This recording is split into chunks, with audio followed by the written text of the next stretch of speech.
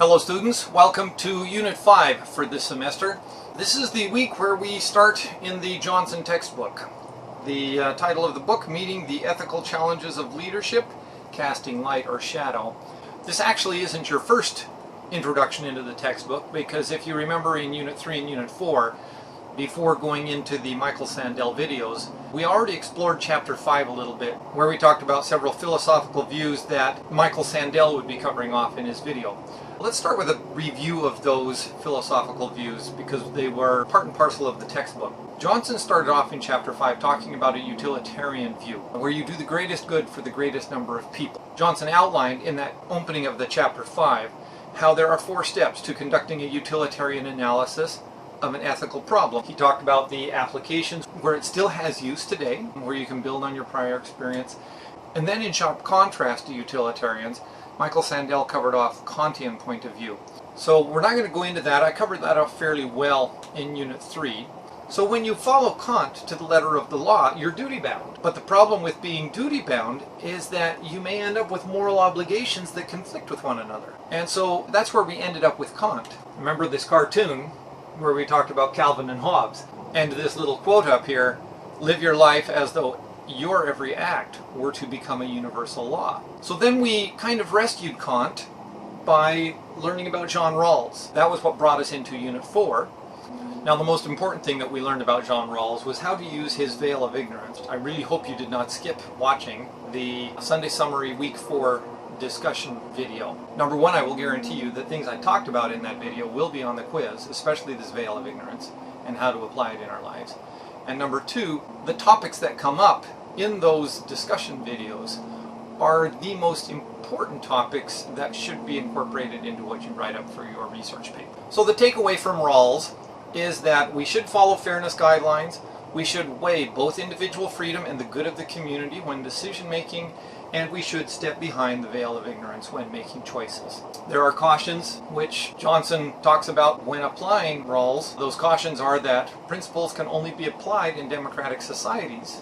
That's a key important point. And groups will disagree about the meaning of justice and fairness. And you will almost always lack consensus about the most important rights, which we found in the discussion video when we were talking about affirmative action. Those are the limitations, and so now we are going to move forward based on what we have learned through this very broad outlook toward the philosophies that have been instrumental in shaping our society in modern times. That's it for our review, and what I want to do now is just outline the month of February as it's coming up on the syllabus. The schedule and the last 2 pages of the syllabus are very important, but they are not the last word. The last word is what you see on Blackboard in the learning units. Each one of the learning units in Blackboard opens up with a checklist, and it closes with a checklist.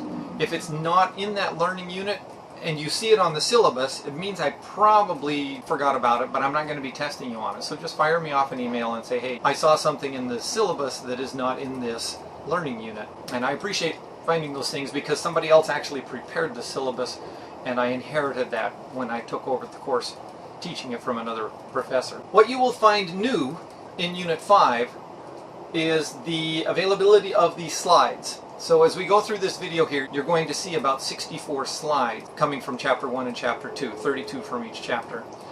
Those slides are available to you, and I would actually recommend that you put them up on your laptop and have them visible while you are reading, so that as you read through the textbook, you're catching the most important points. The publisher put those slides together for us. I didn't prepare those slides. The publisher went through the book, found these points as the most important points for you to learn from. And so if you have those in front of you while you're reading the textbook, you will take out of the textbook what everybody generally agrees will be the most important points. So these slides are available for you to download. If you want to print them out, go ahead and print them out. Print 2 per page. Which works really nice in my estimation, but you also don't even need to print them out if you've got your laptop nearby while you're reading. So those files can be downloaded. The order which you should be doing your reading is typically provided for you in the learning unit. So in this case, start with the preface, continue to the introduction, go through and read Chapter 1, where you can follow the PowerPoint slides, go through and read Chapter 2, where you can also follow the PowerPoint slides. So now that we're into the textbook, this will typically be the sequence that I will lay out for you every week. If you can, I would like you to do the homework from other courses on Monday, because you're going to put in the Sunday summaries by midnight, Sunday night, and while you have those fresh in your mind from what you put together, I want you to retain those fresh in your mind when you watch the video which I put together for the class. Because I will put together a nice discussion where your points of view are brought into the discussion for others to participate in with this video. Now, it takes me all day Monday in order to do that, so that video will typically be out Monday evening, or at the very latest, Tuesday morning. And so find somebody else's homework to do on Monday. On Tuesday, I want you to watch the Sunday summary discussion video. On Tuesday to Thursday, I want you to do your reading. I don't want you to watch these videos. So if you're watching this video now, before you've done the reading for the preface, introduction, chapter 1 and chapter 2, you're doing it wrong. Because I am going to insert my own bias into this video. As I put together my discussion for you about chapter 1 and chapter 2, you will experience my own biased point of view, and it will color what you take out of your reading. So I want you to read the chapter with only your own experience at the top of your mind, and it will trigger things in your mind that I want you to put into your Sunday summary. So I want you to take notes while you're reading about what you possibly, what comes into your mind as a good topic for your Sunday summary. And then after you've read chapter 1 and chapter 2, I want you to watch this video. So if you haven't done your reading yet, stop the video now, go and do your reading, come back and pick up here and watch the video later. Chapter 1 is about the leader's light or shadow. Now, you've got all of these slides. I don't need to spend a lot of time on these slides because you're going to have these up while you're reading. Hopefully you will have already done that, and you will have seen all of these slides, found all of this in the textbook, and so for me to cover these off is just going to be a waste of my time and your time. So I'm not going to make you sit down and watch a video to cover off stuff that you should have already read about in the textbook, but I am going to put these slides through here, and I'm going to go through them very quickly so that they can be triggers for where I want to share and insert personal examples. As he talks about immoral leaders, he's talking about leaders who abuse power, who hoard their privileges, they mismanage information, they act inconsistently, they misplace or they betray loyalties, and they fail to assume responsibilities. This is what he talks about casting dark shadows when you do. There's 7 types of bad leaders that he talks about. The incompetent leaders, the rigid leaders, the intemperate leaders, callous leaders. Corrupt leaders will lie, cheat, and steal. They will put their self-interest ahead of public interest. Insular leaders, an evil leader. This brings us to the concept of power, where we study leaders based on how they wield their power. Some of the best research out there talks about the bases of power, where it's important to understand the difference between coercive power, reward power, legitimate power, expert power, and referent or role model power. Now, one thing that Johnson does provide in the textbook are classic examples that we see in the movies. In this case, he talks about the movie Lincoln. I hope you read that and studied it in detail. He then talks a little bit about brutal bosses and some of the traits which characterize them. He expands a little bit more on power, how power makes it easier for impulsive, selfish people to pursue their goals without considering the needs of others, and how those in power will protect their positions by attacking those they perceive as threats. And powerful leaders are very prone to making biased judgments. Johnson then gives us the traits of what happens when power is used wisely. And then he goes into the shadow of privilege. And this is where we get into some really interesting material where I have something to add. The greater the leader's power, generally the greater the rewards he or she receives. And so what we've seen is people who become powerful become far, far, far more privileged in society. It's almost like a magnet that starts to grow in power, and the more stuff that it attracts to it, the more power that it has to attract more stuff. And so over the past 30 years, we've seen the earnings of powerful individuals skyrocket and growing at the rates of 100 times faster than the average wages of the person that works for them. And in actual fact, almost all of the newly created wealth in the world is going to these powerful billionaires that exist throughout the globe. And virtually no new wealth is accumulating in the middle class or the bottom 40% of the population. We have a significant divide in America over how to handle this accumulation of wealth. People talk about talented individuals deserving what they get. when you say that, do you mean that they deserve to get everything while nobody else in society accumulates any? Because what we've done is we've established in the world a mechanism of earning privilege, and then that privilege by itself seems to accrue all new privilege to those individuals. So the divide between the super rich and the ordinary people is becoming bigger and bigger and bigger. And we all know that in the past, if you look at the history of the world, that will lead to revolution. So do we want to continue on this path? And some people say, yes, that's absolutely the way we should be going, because those people deserved what they got. They earned it, and nobody else did what they did, and so nobody else deserves to accrue any new wealth because they're not as good at what they do as the other individuals are. So that's a big divide, and it will always be a divide, and always has been through the history of mankind. Johnson talks a little bit about unethical leaders, the shadow of mismanaged information. He talks about ways to be an ethical impression manager, and then he talks about the unethical impression managers and what you can fall prey to if you're not careful. The shadow of inconsistency led to a discussion about the leader-member exchange theory, which is based on the notion that leaders develop closer relationships with one group of followers. We all do this. There are people that we meet who are more like us than others, and we relate to them more easily, and we naturally want to associate with them, and we naturally trust them. When we do that, we are creating an in-group, and without actually intending to do it, by default we create an out-group. So we have this in-group that we're close to and that we like to work with, and then we have these others that we didn't intend to make them an out-group, but the end result is that they will feel like they're an out-group. Problems about inconsistency primarily derive from having a diverse followership. And then finally he gets to the idea about misplaced or broken loyalty. As leaders we can trust the wrong people, but as followers we can be loyal to the wrong people.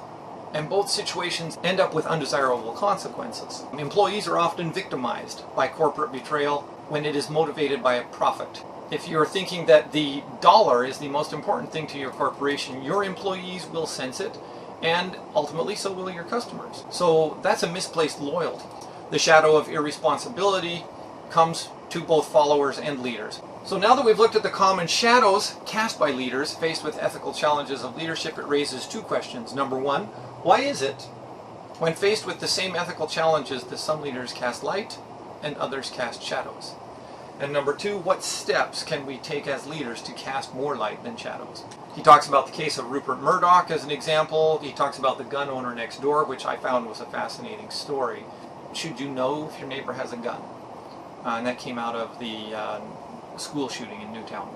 He talked about drug compounding and the FDA, and whether there was culpability on the part of the FDA or whether they could shrug off the culpability to the state.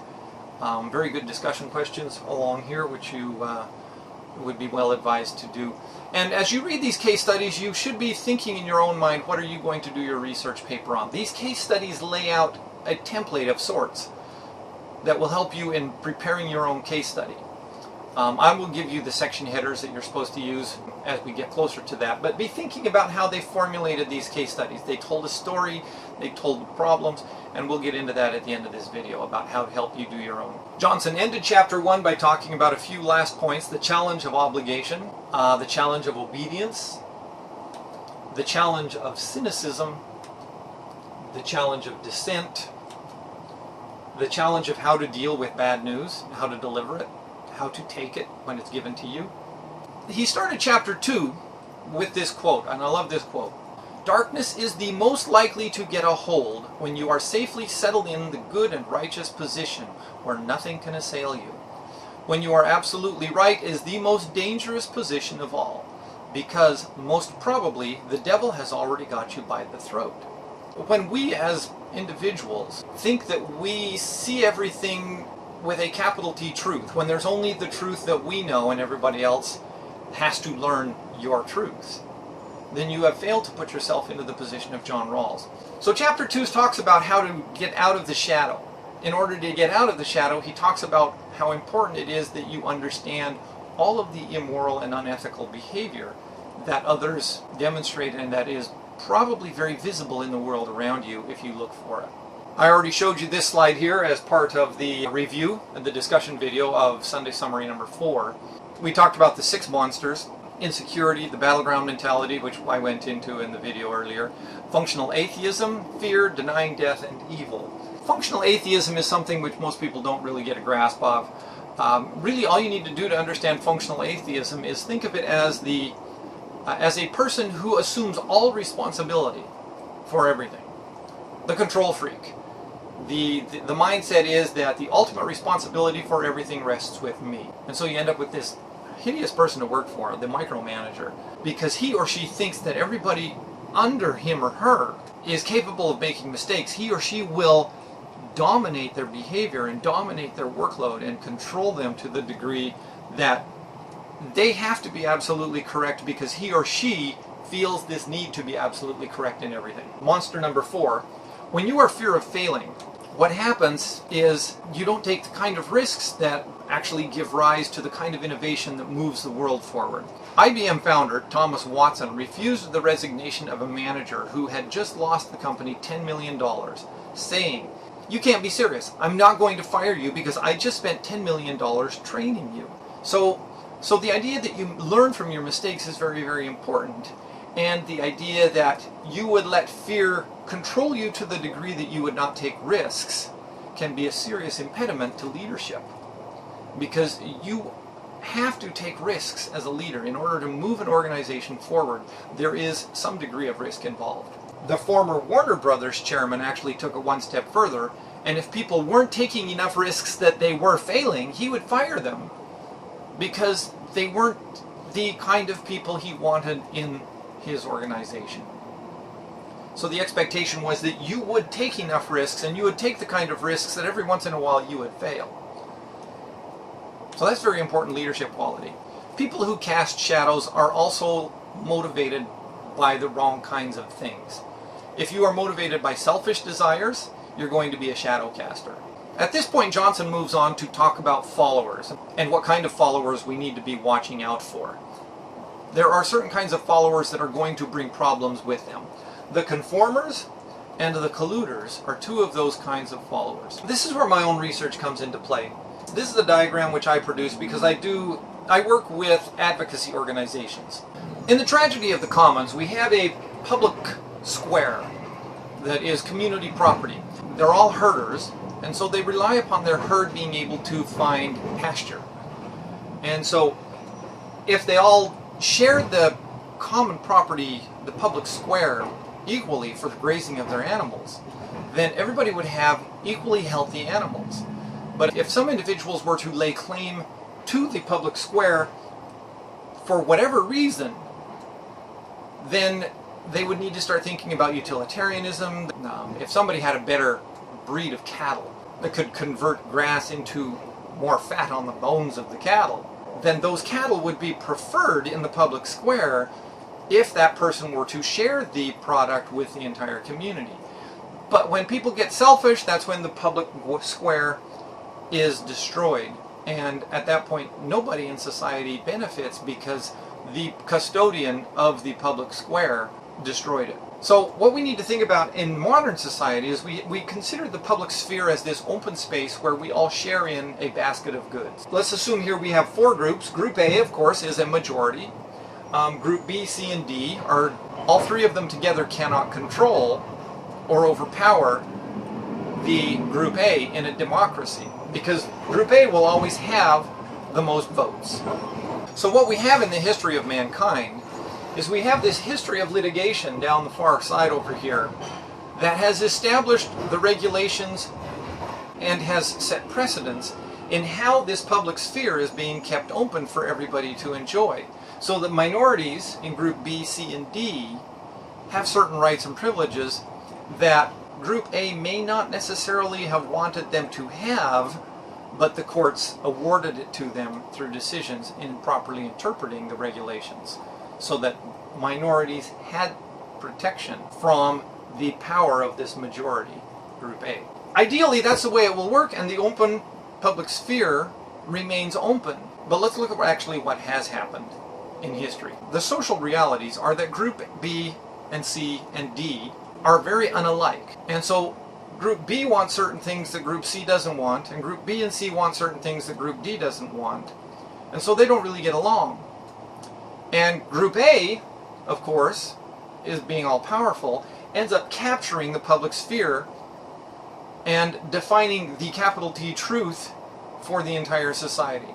Because Group A controls the government, they established the capital T truth for the public sphere, and Groups B, C, and D just have to live with it. This was what it was like in the Jim Crow South. Whites had all the power. Whites had protected that power historically so that it was not shared, and they dictated to Groups B, C, and D who were not like them.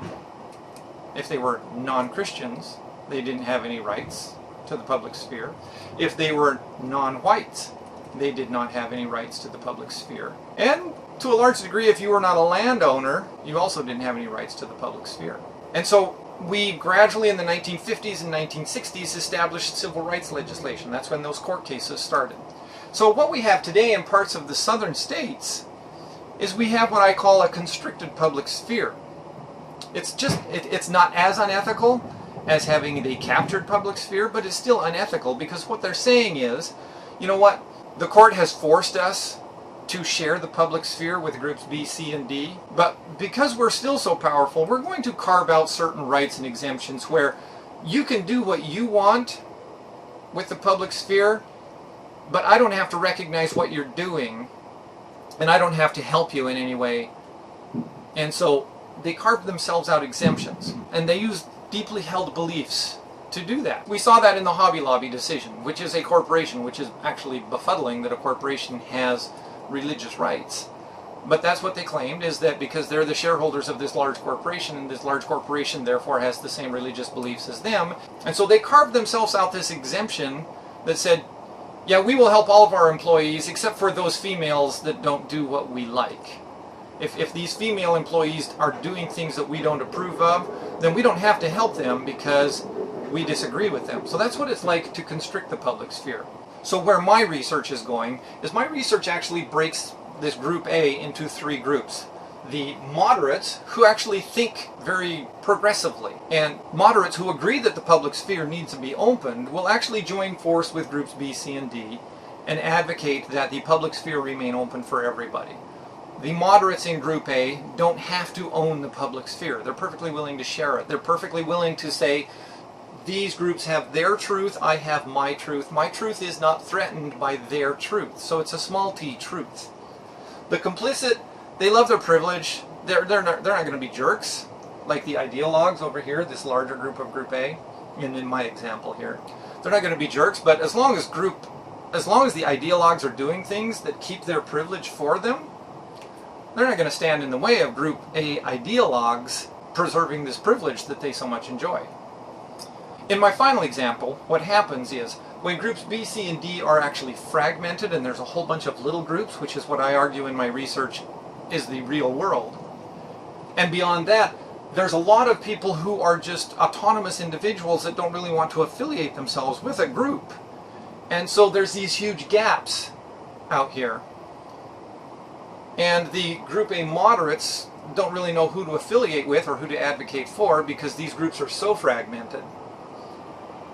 And the complicit are still complicit. So what happens is, in this situation, when there are so many fragmented groups out here and autonomous individuals who really do not want to affiliate with a group, is the ideologues can recapture the public sphere. So even though they may only have a 25-30% share of the vote, the ideologues end up capturing the public sphere, which is what is happening in Nevada right now, because so few people showed up for the 2014 election that 37% voter turnout ended up favoring the Tea Party candidates so overwhelmingly that their speaker-elect in Nevada is this racist, bigoted, opinionated Tea Party person who has a history of marginalizing anybody who is not like Group A here. So that's what happens in society. And like I said in my research, this is what keeps me awake at night, which is why I do my research on this stuff. So now let's get back to Johnson and what he talks about on these conforming followers and these colluding followers. He breaks the conformers into three groups: the lost souls, the authoritarians, and the bystanders. And he breaks the colluders into two groups, the opportunists and the acolytes. Now the acolytes, these are the true believers. They actively partner with the leader, the dominant hegemonic force, because they share the leader's goals and values. So what we actually have here in this dominant group A that has captured the public sphere, if we look at it a little more closely, we actually have 5 groups inside this group here. And so this is where my research is going, is how do we bring ethical behavior into the lives of these individuals, and by looking at them in 5 different groups, which is what Johnson advocates. It's actually the research of Thorogood, Padilla, Hunter, and Tate that Johnson brings into his textbook. So if we can break them out into these 5 groups, then we can actually target these groups individually to try and educate them so that their behavior is more ethical and that social equity can emerge, and we can get these individuals here to defend the public sphere and open it up again. So that's why Johnson's work on follower ethics is so important. There's 2 slides on this topic. He then talks about faulty decision making when we're talking about mistaken assumptions and what the risks are on that. And once again, there's 2 slides on this topic. He talks about a failure of moral imagination. This one's an interesting topic because many ethicists believe that moral imagination is key to ethical behavior and works hand in hand with moral reasoning in the decision-making process. You've got to be sensitive to these moral issues and the options that are available to you, which is what I tried to do in my research, because the idea of how to improve advocacy required this kind of an imagination. When you realize that you're dealing with these ideologues, you can't tell them they're wrong. All that does is start a fight. So what you have to do is you have to imagine what you can share in common with them. If you have nothing in common with them, then you're not using your imagination, because with good moral imagination, you should be able to find something that you share in common with perhaps little segments of those 5 divisions within that ideological group. And then you can move forward with those individuals. Until you have that kind of moral imagination, you have nothing to build a foundation on in forging a new relationship with those individuals who are so different from you. There are 3 parts, according to Johnson, in moral imagination: reproductive imagination, productive imagination, and creative imagination. You can use all 3 of those tactics. Moral imagination facilitates ethical reasoning because it helps leaders step away from their typical mental scripts or schemas and to recognize the moral elements of events. Moral imagination enhances moral reasoning by encouraging the generation of novel alternatives. Moral disengagement helps account for the fact that individuals can have a clear sense of right and wrong yet engage in immoral activities. I call this a negotiated reading. When I studied multimedia journalism, when people could watch TV shows, for example, Glee, the most watched television show on Fox, and you think of the Fox News audience and you think, oh, okay, they're certainly not the best advocates for same-sex marriage, and they certainly would not be happy with a gay child. But Glee was this most watched TV show on Fox News, and the only way to explain that is to say they give it a negotiated reading. Somehow, in their brain, they twist it a little bit, which helps them get their sense of right and wrong a little turned around so that they could still engage in unethical behavior as far as what they would like government to do against gays and lesbians, while still allowing their children to watch that television. These individuals convince themselves that their immoral conduct is moral, they minimize their role in causing harm, and they devalue the victims of their destructive behavior. And these are the slides that I used to conclude the Sunday Summary Week 4 discussion video. So I'm not going to go over them again, just to remind you that before we can turn immoral conduct into moral conduct, we have to understand these 7 flaws which come in and generate unethical behavior. The examples that he used from the movies for Chapter 2 was The Lord of War, and then Johnson concludes with a few slides to sum up his ideas. The lack of expertise comes into play, contextual pressures come into play, and some of those contextual pressures are ethical segregation, socialization, co-option, incrementalism, and compromise. You need to understand those terms, they're very important. You'll probably see them on the quiz, and I can guarantee you that I would expect you to utilize them in some of your answers on the quiz. Other contextual pressures that he talks about are the cultural differences that we have. And so when we understand all of these shadows that we've talked about in Chapter 2, we have to look inward to ourselves And we have to master these shadows within ourselves so that we are not shadow casters. When we are put into positions of responsibility, when our decisions impact the social equity in society. 3 elements to help you increase your ethical competence: assessment, challenge, and support. The assessment means that you seek feedback on how you're doing. You need to challenge yourself so that you can move into new leadership positions. And you will need the support of others to maximize your development. How to become an ethical expert is, number 1, learn in a well-structured environment like a college or university. That's what you're doing now. You master both moral theory and skills. And these final points are points that will help you become an ethical expert yourself. Ethical judgment comes from these points here: how to make good decisions. Here is the slide that he provides on how to have an ethical focus, and the slide that he provides on how to take ethical action, which is in essence following through on moral decision. These slides here provide you with discussion questions on his case study about a modern day libertine, his case study on the $300 sneaker, and his case study on death by peanuts. So now I want to talk really quickly about how to choose a topic for your research paper. There are no grades associated with choosing your topic, but there are participation points worth 1.5% of your final grade. So the way to submit your topic is through this link here for participation points triggers. When that opens up, you'll see what you see here. When you choose your topic, what I'm after from you are 4 individual elements so that I know that you've given it some thought. By the time you've given me the hyperlink which I need in point number 1 and written these 3 sentences which I am suggesting here from points 2, 3, and 4, you will have worked through in your mind and done a mental exercise as to how viable the topic is. So if you can't come up with these 3 sentences really fairly easily, then you probably need to pick another topic, because these are what you're going to need to build off of as you create an outline and as you complete a research paper.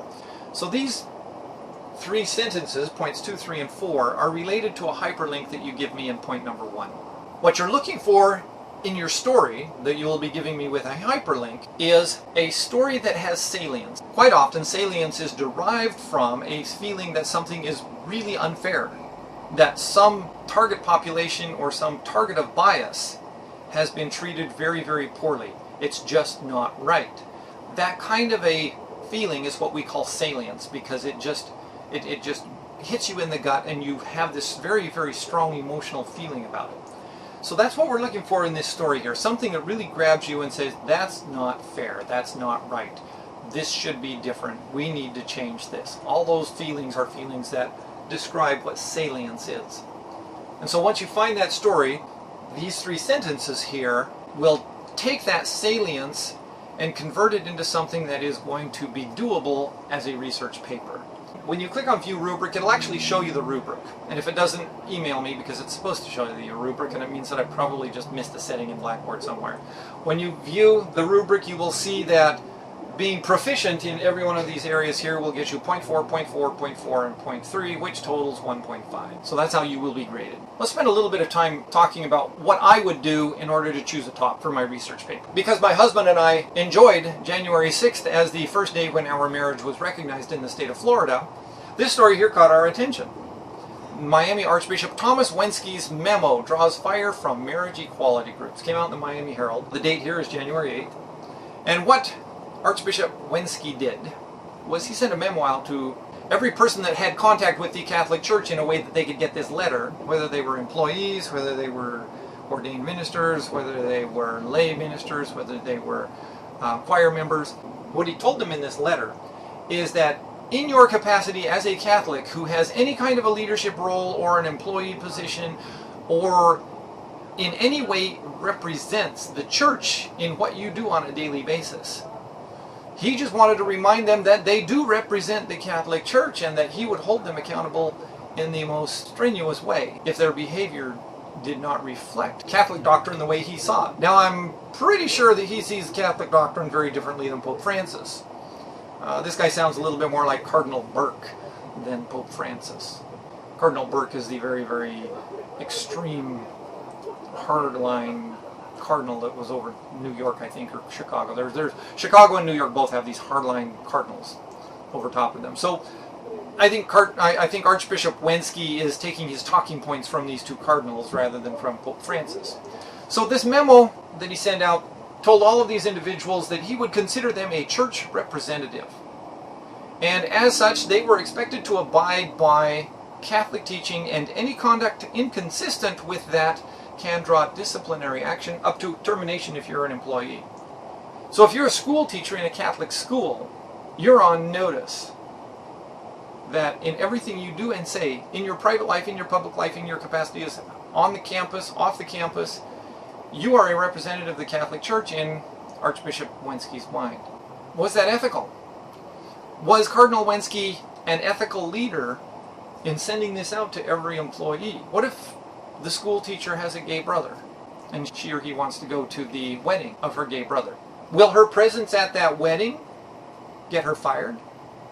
Will she have to take every camera away from everybody who attends the wedding and make sure that she's not in any pictures so that there's no risk that she will have her picture up on Facebook or any other social media site? Because that's what Cardinal Wenski's telling her, is that if you look like you're having a good time at your brother's wedding, I'm going to fire you. Because you should be acting more like Archbishop Wenski at that wedding than acting like a happy sister or brother of a groom. Is that ethical? That's a really good argument. So what are you going to upload to Blackboard? Number one, yeah, it's got salience. Absolutely, this story has salience. That hits at home for a lot of people.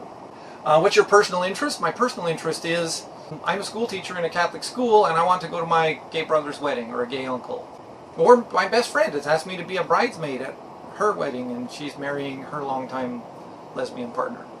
Your position on this issue, are you going to defend Cardinal Wenski or are you going to defend your right as an individual to be autonomous?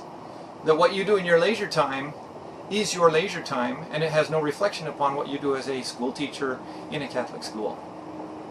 And what contribution will this research paper make?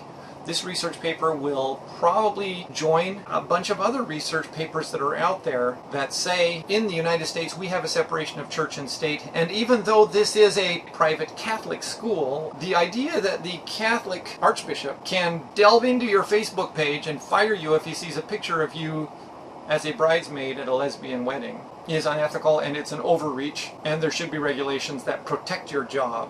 Here's another story, very, very controversial. Just came out today, I saw it. The United Kingdom House of Commons okays making babies from DNA of 3 people. Very controversial topic for a lot of people because they see designer babies as a problem. Well, is this a designer baby? What they're saying here is that they understand very, very well that defects in the mitochondria can result in diseases including muscular dystrophy, heart, kidney, and liver failure, and severe muscle weakness. So let's take a look at what the problem is before we make a decision on whether that's ethical or not. The problem that they're trying to solve is that mothers carry muscular dystrophy. And mothers, when they pass that on to a daughter, the daughter has a very low chance of actually contracting muscular dystrophy, but that daughter can be a carrier. So if you have 4 kids, so we have a father who's not a carrier, we have a mother who's a carrier, and they have 4 children. 2 of those children can be very normal. A daughter very well could be a carrier without actually coming down with the ailment, but high probability of a son being affected. So if you are a carrier, and there is science out there that can actually rebuild your mitochondrial DNA, so that we can end muscular dystrophy by doing this, is that ethical? Well, all they have to do is they have to peel off the mitochondrial DNA from another woman who is healthy and put it into the egg or the embryo, doesn't matter, they can do it both ways, so that the child who is born won't have that, if it's female, won't carry the muscular dystrophy, and if it's male, won't come down with muscular dystrophy. The alternative is we as a society are going to sit back and watch boys get born with muscular dystrophy when we have the technology to stop it from happening. And eventually, through catching all of these women that carry the muscular dystrophy mitochondrial flaw, we can eradicate it. So the muscular dystrophy can be a thing of the past. But ethically, is that too much of a leap to say, you know what, we're starting to play with DNA and we're going to next be doing blonde hair and blue eyes for all of our babies? Good argument. Now, Sunday summary this week is going to be a little bit different because we're not watching videos this week. We are actually reading in the textbook. The index provides a nice breakdown for you of the topic. So I need to know which topic you're going to choose. I don't care if you take a picture of this, circle it, and or say, you know what, I'm going to do my Sunday summary this week on the shadow of power. And that's on page 10. That's all you need to tell me. Out of the textbook, the section heading Shadow of Power, which is on page 10, is where I'm going to pull my Sunday summary from. Here's my hyperlink. Here's what I want to talk about. Upload the multimedia file, and we're off and running. So same thing, same way we did it, except this time you're actually pulling section headings out of the textbook and a page number for me. That's all I need with the written component of the Sunday summary. Thanks so much. Looking forward to seeing your work.